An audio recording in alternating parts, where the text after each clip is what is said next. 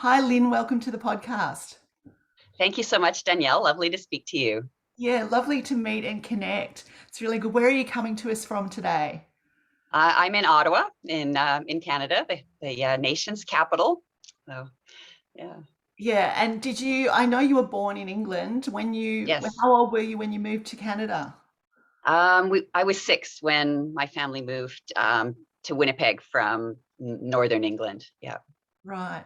Yes, I read your dad was born in Norfolk, as was mine, actually. Oh, wow. Okay. Yes, yes. And that's In how I got my name because he was born in Kings Lynn.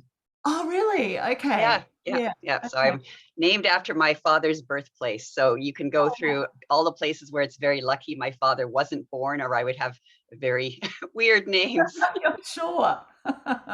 Well, my dad was born in Norwich, so I'm glad I'm not called Okay. Norwich. Norwich. Yeah. And have you managed to get a swim in the last few days? Yeah, swam this morning. Yeah. Yeah. And where is your main pool that you swim from in Ottawa? I swim at the Carleton University pool most of the time. I coach there and I teach at Carleton University in software engineering. And that's where I usually swim. It's like 5 minutes walk from where I live. So it's wonderful. Perfect. And is that indoor, outdoor, yards, meters? What are we dealing with? It's an indoor 6-lane 50-meter pool, normally set up as two 25-meter tanks. And especially now during COVID, we haven't had it set up as long course for quite a long time because you're not allowed as many people in a long course lane as you are in two short course lanes. So Yeah, of yeah. course, of course. How did COVID affect your swimming in Canada? Oh, it's been a challenge for everybody. Yes. The pool has been shut down 4 or 5 different times now, I think. So when everything first shut down in March of 2020, I'd actually just been sick for most of the 2 months before that. So I'd done not very much Oh training, no. unfortunately. And then the world shut down. And of course, in March, here it's too cold to do any outdoor swimming. So, you know, basically the pools didn't open until quite late, I think end of July or something that summer. So I did more open water swimming than I'd done in a while once it was warm enough to get in and swim there. And then it seems like it's just been a few months on, a few months off, a few months on, a few months off. The latest reopening was end of January. So we've been back in since then. Right. And do you train by yourself or with a master squad, or do you have a coach? What's your setup there? Um, well, I swim normally 6 times a week. And right now, 2 of those are usually with the varsity swim team that I'm also the assistant coach and manager for. 2 are with a triathlete group that trains at the pool. Um, One is with our masters group on Saturday mornings, and the group that I coach Monday, Wednesday, Friday mornings. And then Wednesday morning, I usually swim in the public swim. So it's a bit of everything. Bit of Yeah, everything. Oh, well, it to certainly get in works my for to you. get in my swims. Yeah. Yeah, it certainly works for you. That's fantastic. We're going to talk about all those swims as well. But I wanted to also out a little bit about your early swimming days. How did you first come to find swimming and find that love for the water? Well, I grew up in Winnipeg, and my parents felt that it was very important for us to take swimming lessons. And when my brother was a baby, so I would have been 8, my parents bought a cottage, and it was right near the yacht club. So we were at the beach and at the yacht club a lot. So they felt it was very important that we all learned to swim. So at that point, I was already taking swimming lessons, and the Red Cross then had just 4 levels: beginner, junior, intermediate, and senior. And I got my seniors when I was 10. And at that time, there was nothing you could do until you were 14 when you could do your bronze medallion. And my parents felt, well, since I was enjoying the swimming, that they'd find out what else was available. So they found out about the Manitoba Marlin swim team that trained at the University of Manitoba, not too far from where we lived. And my father worked on the campus there. And my mother was very surprised that they said, oh, well, she can come and do a trial. And she thought that it was a trial to see if I was good enough, but it was actually more the other way around. It was a trial to see if they were willing to continue to send me, right? Willing to pay the money for me to go. So I started swimming there 3 times a week. And, then as I got a bit older, it went up to, 6 times a week and then 9 times a week. But it was actually quite funny because my coach then was convinced that I was a 100% pure sprinter, which was honestly mainly because, I kind of liked it and I liked the swim meets, but I didn't really like the training back then. So it appeared that I was a sprinter, probably because I didn't apply myself as much as I could have done in the workouts. In longer So distance ones. yeah, so I was a 50 freestyler, 50 free, 100 free were my events until partway through university when I finally had to admit I was better at the longer the longer things. It's such a blow when you have to admit that, isn't it? Because you know that It there's was, more work it was, yeah, yeah, yeah. Now I sort of embrace the training of a distance swimmer, but that was not the case when I was younger. And when you embrace the training of a distance swimmer, how far do you now swim in a session? Um, Probably averages about 5 kilometers, something like that. Yeah. Yeah. Yeah.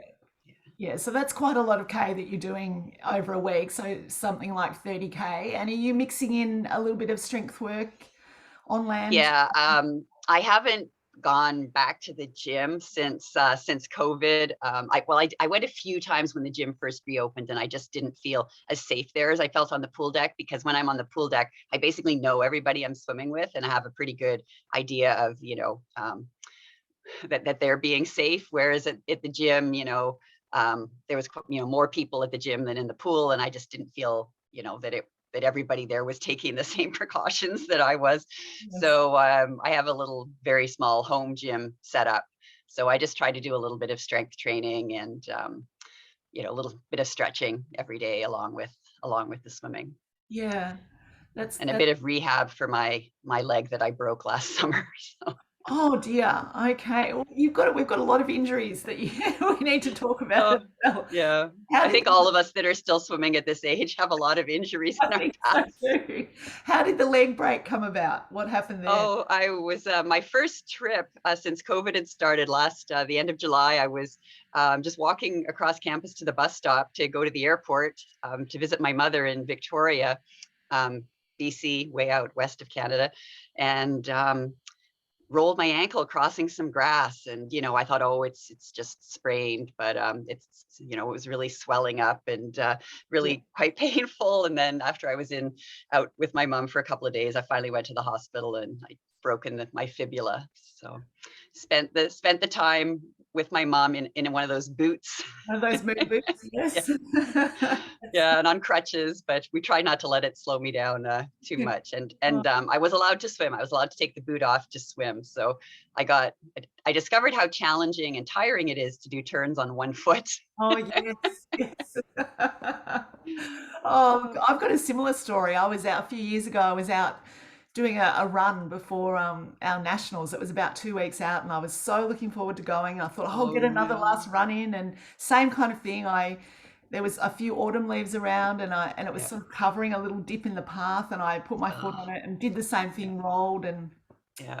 yeah, fractured the bottom of yeah, my ankle, but there was a lot of soft tissue damage as well. And yeah, Oh, was in a moon boot as well and doing one yeah. foot turns. And yeah, it took a while to get the flexibility back. I think that's the main thing. Yeah. Yeah.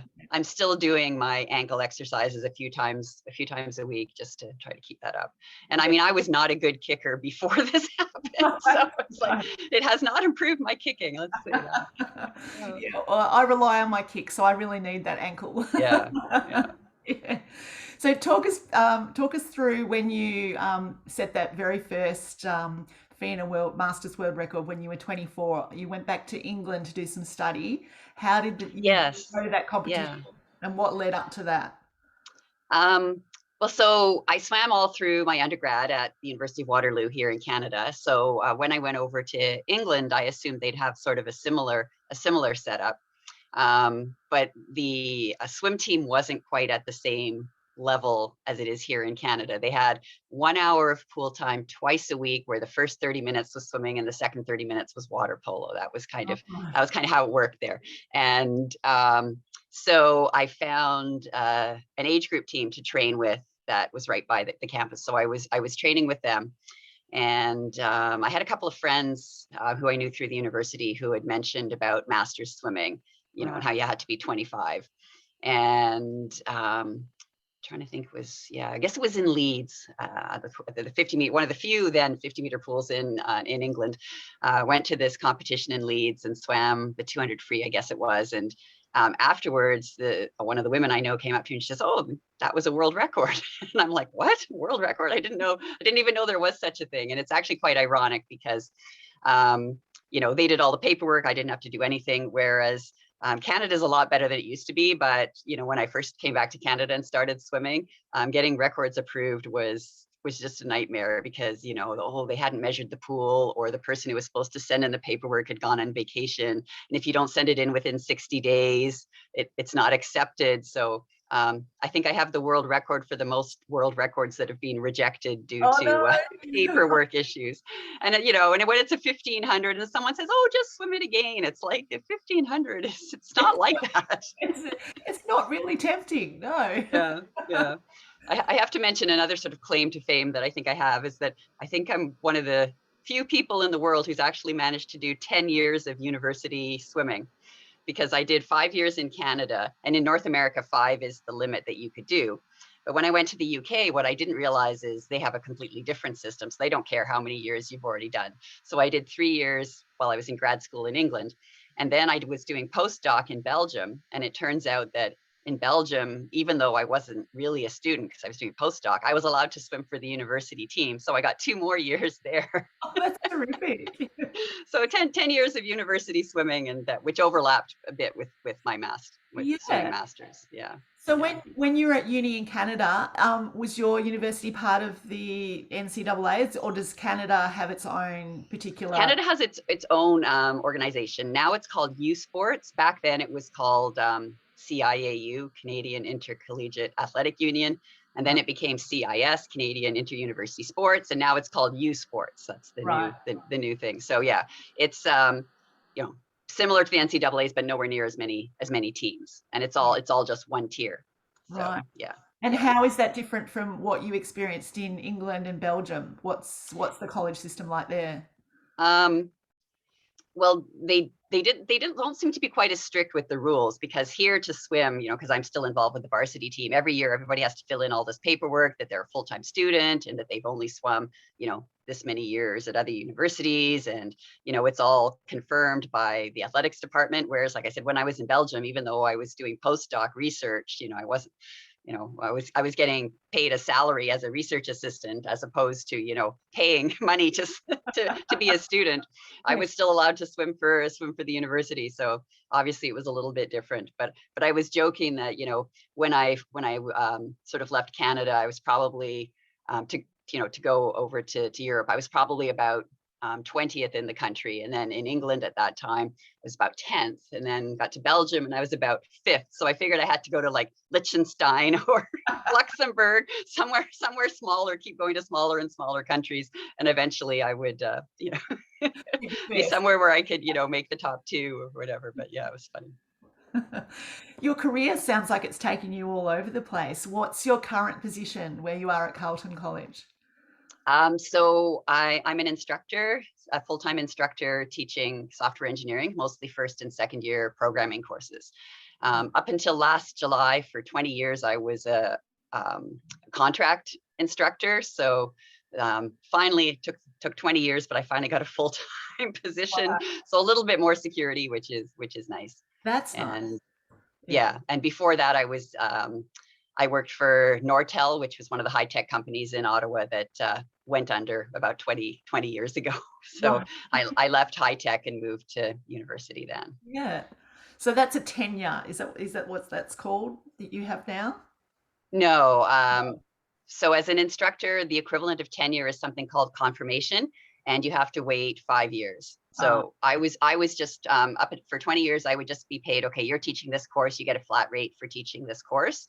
Wow. And sort of no other duties. Whereas now, as a full-time instructor, I do teaching, but I also get to supervise some engineering students in their 4th year when they're doing their capstone project, which is quite fun, and also some admin duties within the department. So it's a full-time job as opposed to a getting a contract every 4 months kind of thing. Yeah. And then with all your swimming on top of that, I don't know how you get time to even have a minute to relax.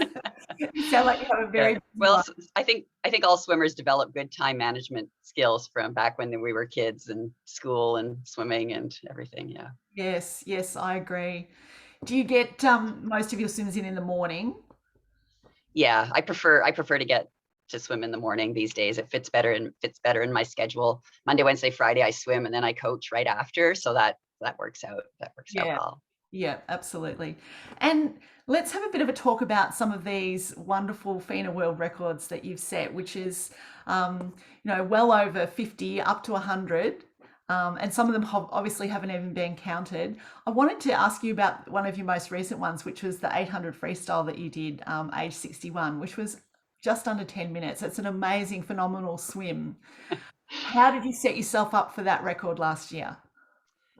Well, in that competition in November was first competition in 2 years, right? Because we hadn't had any competitions because of COVID. With most of our pools being indoor pools, it's much harder. When it's outdoors, you've got much more space. It's a lot safer. So we just hadn't had a chance to have any competitions. And I went to the competition and I'd signed up for, I guess, 4 events. And, and I'd sort of tried to put in, I usually try to put in conservative entry times. I don't like to put in like my best ever time. And of course, your best ever changes, changes as you get older too, right? Your That's age true. group best time. And, so before the competition, a few people are saying, well, how do you think you're going to do? And I just had to say, like, I have no idea. Like, I really just didn't know because the training had been so off and on. And, I'd missed more swimming than I missed even when I broke my neck back in 1993. So, and the off and the on part had been so tough. And mentally as well as physically, like, I know it's not just me, everybody had been struggling, just like with the pandemic and, is it safe to go to a swim meet and, all of this. And so Yes. I really had no idea. And my first event was the 200 free. And I was shocked at how slow it was, right? And then my 200 back, and I was again disappointed. And then my 200 IM, which was even worse than the other two had been. And so then I had to do this 800 free. And of the like, back a few years ago, the times for all 4 of those events would have been doable for me. But just, with the pandemic and everything, obviously they were out of reach for now. So then I was thinking, well, the 800 free, I didn't even know like if I was going to be able to come close to the time because I really, really didn't know. And some pools are set up so that you can see the electronic timing when you're swimming, which for a distance is nice because you can kind of tell where you are. But this pool, at least I wasn't able to see it. And so I really had no idea. So at that point, when I saw the time, I was very happy because, if you'd asked me the week before what time I thought I would do, I would have been quite disappointed with that time because it was 25 seconds slower than what I did in the previous age group. So, Wow. Okay. a lot slower. But I think, I have to be realistic and just sort of, understand that the pandemic has done a number on everyone and can't expect to be where we were 2 years Yeah, ago. So absolutely. Well, the pandemic and also, moving into the next age group, you do get older and it is hard. yeah, and I missed, Yeah. that was like, usually I try to plan things so that I go to a whole bunch of competitions the very beginning of the year that I age up. And of course, this was almost a year later, right? Because we hadn't had any competitions for the first part of the year. So I'm sure that didn't really help either. But Yeah. and it was nice to just break 10 minutes. I mean, 9:59.85 sounds a lot better than 10 minutes point It does. point one. So and yeah. What's your race plan when you approach an 800? How do you, what's your process that you go through? Um, I'm generally pretty good at pacing, but so what I try to do is every time I'm halfway through whatever's left, so 400, 600, 700, 750, 775, try to sort of pick it up a little bit. Yeah. And I find if you think about doing that, you can just about keep it even. And I was 5 minutes 4:59, so it was Okay. the splits, the splitting was good. It's just Yes. the you know the overall, I would have liked to have been faster, but obviously at this point in time, that's not too realistic. So Yeah, but yeah, it's and that was true for all of my races. They were all slower than I expected, but the pacing was consistent. It's not like I went out too slow and had lots of energy left, or that I went out too fast and died. The splits were reasonable. They just weren't where I would have liked them to be. Yes, I know. Well, I think that's a common a common sort of outcry amongst masters. Yeah, It's never what you really wanted it to be, but when you look back at it, it's amazing that you've been able to do that. It's good. thank you. Are you strong at your off the walls underwaters, or are No, you more? No. no, Okay. I don't kick off the wall at all, honestly. I'm asthmatic. I have asthma, and I find that I'm not a good kicker to start with.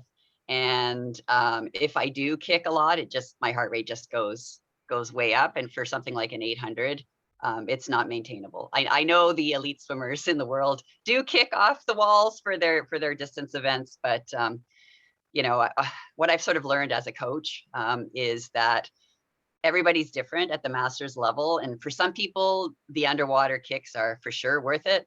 And for some people, it's just not worth it. Yes, yes.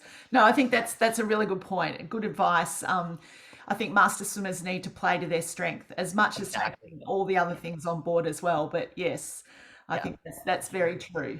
Yeah. And you said you are good at the kicks. So for you, you probably work on your turns and, I, get I a big do advantage. like the turns, but I do find when I'm racing that I can't maintain it over, like a 200 or beyond Yes, off the wall because I just get too tired. exactly. Yeah, but I Yeah. try to practice, but yeah, it's a bit hard, isn't it? Yeah. Yeah. You mentioned breaking your neck. I wanted to have a bit of a chat about that accident and how you recovered and got back to swimming because obviously you had a lot of success before that, but you've gone on to much more success afterwards. So talk us through how that accident occurred and how you recovered from it. Yeah. So 1991, I started doing triathlons, and I was never a serious triathlete. I was a swimmer who did triathlons because if I'd been serious about the triathlons, I would have had to swim less and bike and run more. Yeah. But I did the triathlons, just kind of for fun. And so 1993 would have been was my third season of doing triathlons, and I was first out of the water, and which was sort of common. And then I would just get passed by everyone on the bike. But the very beginning of the bike, I was following the lead police car, and a car pulled out in between the police car and me, and then saw the police car. And I was trying to, my bike, they'd done a bike check during in the transition zone, and my bike was in a very low gear. So I was trying to get it into the right gear. And, by the time I realized the car was stopping, I, slammed on my brakes, and I went over the handlebar and broke the car's brake lights with my head. And my immediate instinct was to get out of the road because you don't want to lie on the road. So I moved to the side of the road, and then the chain ring had cut my forehead. So I was, and scalps bleed a lot. So I was bleeding, and the policewoman came over, and she said, well, you should take your helmet off. And I knew I wasn't really supposed to take my helmet off, but I figured I'd already moved to the side of the road. So, okay, we'll take the helmet off. And I asked if my bike was rideable, and they said, no, the back wheel is completely smashed. So you can't continue riding. So then they said, okay, we're going to take you to hospital. And so when they put me in a neck brace that didn't fit and dropped me, putting me on the backboard. It was a total comedy of errors, right? So then they get to the hospital, and the first thing they do is they X-ray, I guess from the side and then through your mouth to check the back of your neck. And then they read those X-rays, and if they look okay, they do one like this, and they do one like this with your head tilted all the way back and your head tilted all the way forward. And I'm like, this really hurts. And so they told me I was fine and sent me home. And I guess it's standard practice. This was a Sunday. It's standard practice that the head radiologist rereads all the X-rays on Monday. So I'd stayed home on Monday. And coincidentally, I was supposed to go pick up a new car that day. Nothing to do. It wasn't like I had a car accident. It's just I was getting a new car. And so I went out to get the new car, and I got home and the answering machine is flashing and the phone is ringing, and it's the head of emergency calling from the Kingston Hospital to say that I have a broken neck and to go straight to the hospital and not to drive and to, Oh you no. know, so anyway, so I get to the hospital, and this was kind of end of July, and it was the half staff week where there's not very many people there. So, he says, I'm going to phone ahead, let them know you're coming, tell them. So I get there, and I tell the woman at the desk, I have a Jefferson fracture of the C1, because he'd explained to me what it was.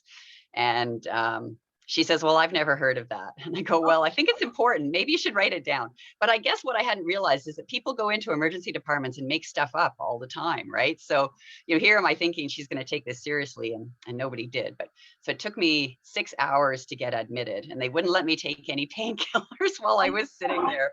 And so I was actually very lucky, because the whole week I was in hospital, I had one of those halo neck braces sitting by the foot of the bed, those ones that screw into your head.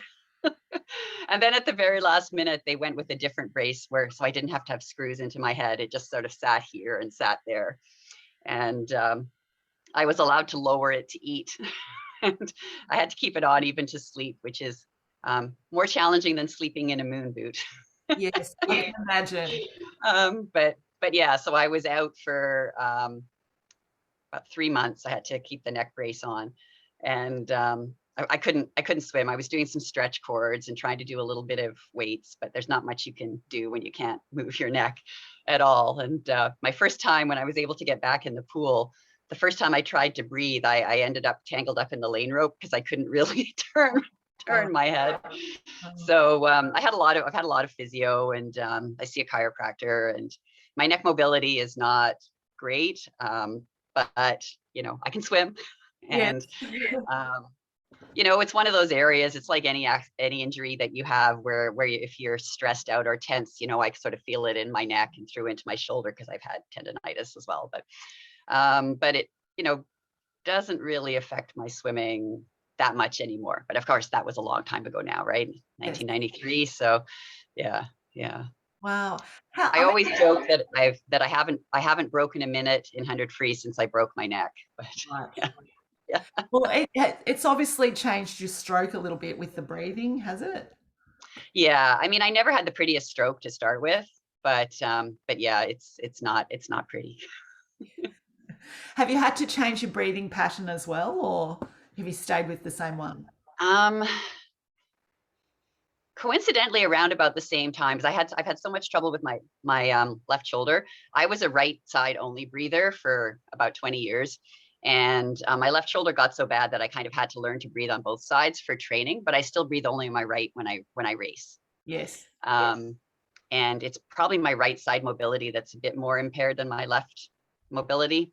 But I didn't deliberately change my breathing pattern because of the accident. And how do you psychologically come back from something like that and get yourself back into the water? Like, what was your mindset during that time? Well, at the time I was working in high tech, and we had like an employee assistance program where you could go and talk to a lawyer. So I went to talk to a lawyer just to sort of ask about, the accident and what had happened and whether it's worth, trying to pursue anything. And the lawyer basically said that unless you're permanently disabled, there's not really any point in pursuing anything. So I was determined I am not going to be permanently disabled. So I wasn't worried about getting back in the water. I didn't cycle for years though, because the accident as it happened on the bike. And so I was very, very nervous about cycling. I bought a bike last summer, and that's the first time I've actually had a bicycle since then. So, that was kind of that for me, that was much more challenging than actually getting back in the pool. I guess I just decided I just wanted to get back in, and, I wanted to try to get back to where I had been, and it had happened, and there was nothing I could do about it at that point. So you just have to sort of deal with it and move on. So, it took a while I was getting older also, so my times never got back to quite what they were before when I broke my neck, but they weren't that different. And then in 1999, I had brachial neuritis, which is an inflammation of the brachial nerve in the my back on the left side, and Right. I lost all the muscle on my left side. Oh my God. And You had to run it. yeah, it was just there's this totally freak thing. It just kind of happened out of nowhere, and I had this big pain in my back, and I took a couple of days off swimming because it was so sore, and then I went back in the pool, and I just couldn't figure out what was going on because I kept hitting the water with this hand, and I realized I couldn't move my arm any higher than this. So this motion from being able to go from sort of 11 o'clock to 12 o'clock was completely gone. Wow. And I lost, like I said, I lost all the muscle, and so it took a long time to sort of build that back up. I was very a lopsided swimmer for quite a while, and I still think my grip strength on my left is not as good. I would try to hold my water bottle in my left hand, and you don't even realize suddenly it's in your right hand because your body knows your left hand just can't do it. So I'm like, wait a minute.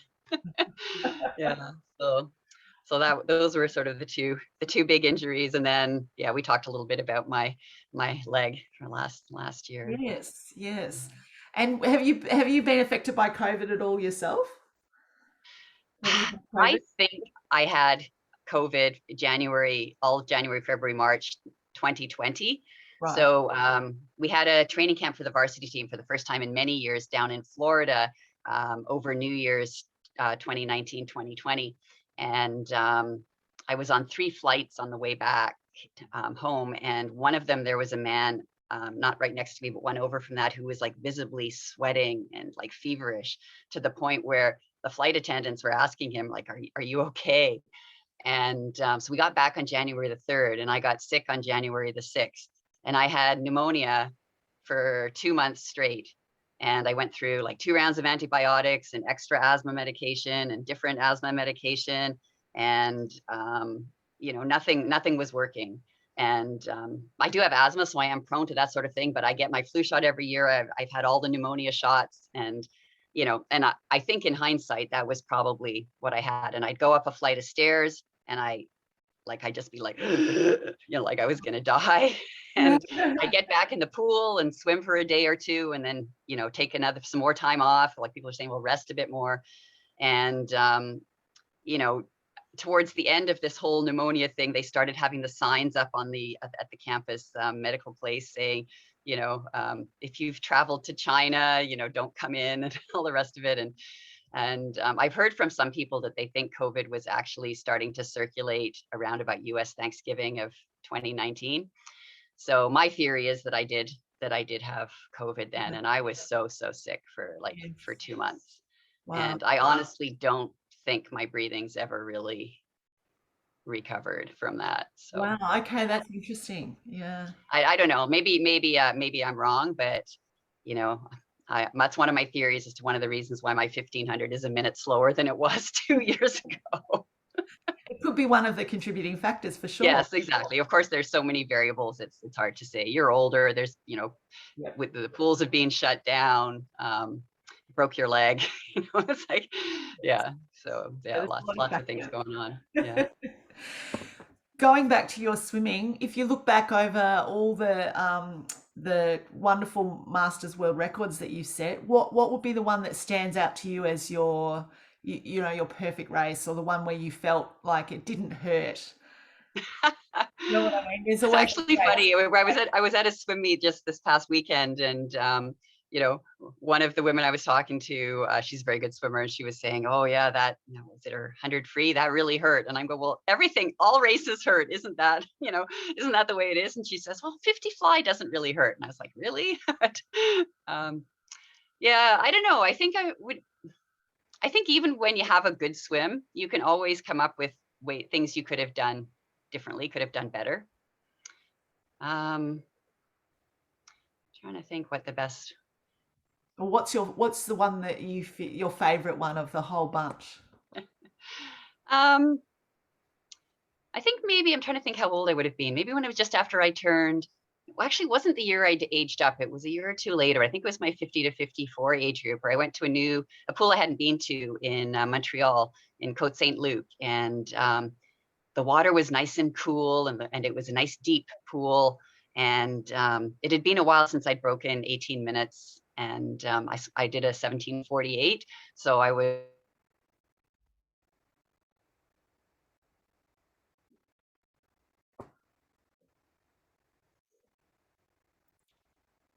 I think you've dropped out, Lynn. Can you hear me?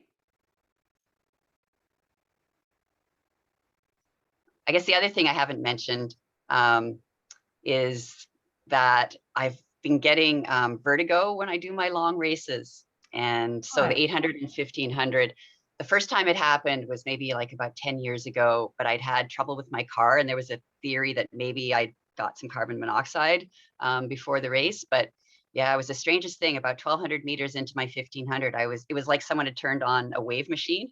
Like I felt like I was going up and down and up and down. And yeah, like, and you could see from my splits that the time suddenly went a lot slower. And so that was another reason I was very nervous at that meet in November, because the last time I'd swum a distance event 2 years ago, I went down to the States, and yeah, I had very bad vertigo. Right. And Okay. I've been to a specialist, deals with concussions and vertigo, and they haven't been able to find anything that's wrong with me.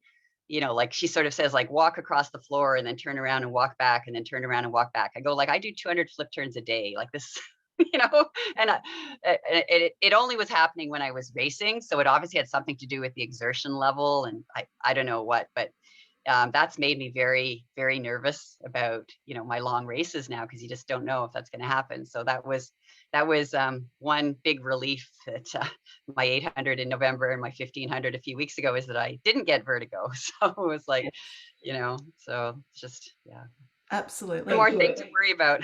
Yeah, of course. Talk us through a training session that you would do at the current moment, focusing on your longer distance swims. So what would that entail? So that 5K, what is it made up of? It really varies from day to day on the group that I'm training with. I don't like to train only freestyle. I find it's, hard on my shoulders. So I do a lot of backstroke. I don't train full stroke fly hardly at all, because it bothers my shoulders. So I do a lot of one arm fly, and I don't have the world's best knees, but I try to do a little bit of breaststroke as well, because for me, breaststroke is definitely the stroke that has the most room for improvement.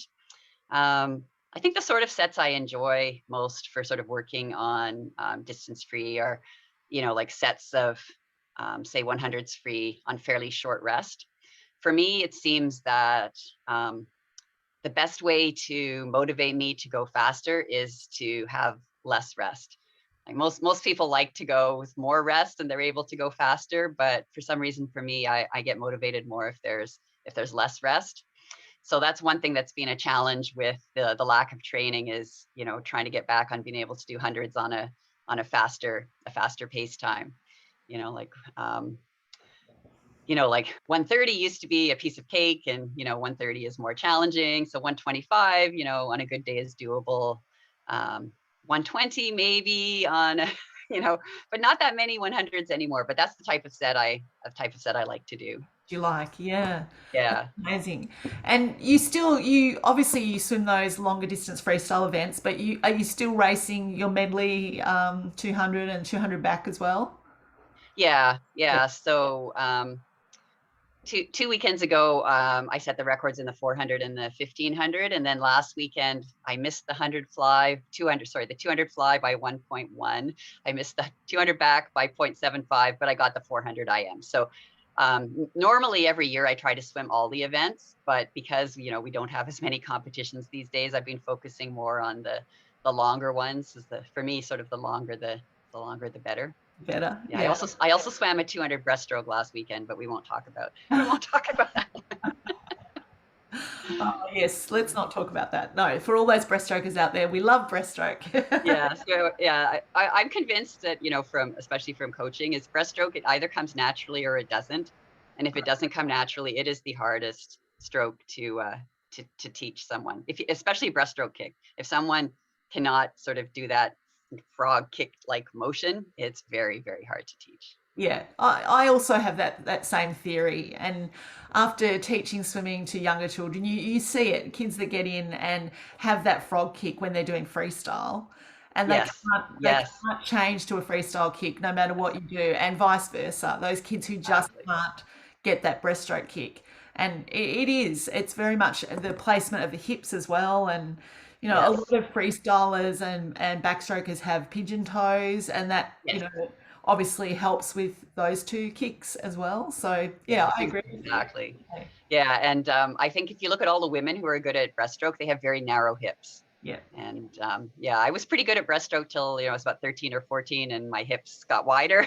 And since then, not so good. And I've also noticed that breaststroke seems to run in families more than other strokes. Like if one sibling is a good breaststroker, usually their other swimmer siblings are good breaststrokers too. Okay, I haven't noticed that, but I'll look out Okay. for that. Yeah. Yeah. It's good. Look, I like to ask everyone that comes on the podcast fast five questions, and so you can just say the first thing that pops into your mind. Favorite pool that you've ever swum at? Ooh, to do this quickly. I'll say the pool that I trained at when I was in Manchester in England. It was over 100 years old then in the 80s, and there were originally 3 pools. And if you looked about on the brick outside the building, it was males first class, males second class, and females. And Oh, they're trying to get it reopened. That's the Victoria Baths on Hathersage Road in Manchester. They have fundraisers now going to try to get that open. wow. Is that just sitting there derelict at the moment? They're using it for events like weddings, and I went to a Manchester 21 club. That's their sports club for the graduates a few years ago, and they had the dinner there. They put water in the male's first class pool every once in a while for special events, but they're trying to get it open sort of permanently. There's Yeah. also a Turkish bath in there. It's like crazy. It's a crazy place. Wow. Yes. Yeah. Certainly one to put on the list to go and have a look at. It sounds good. Yes. Yes. And I think you've already actually answered these next 2 questions. Morning or afternoon training?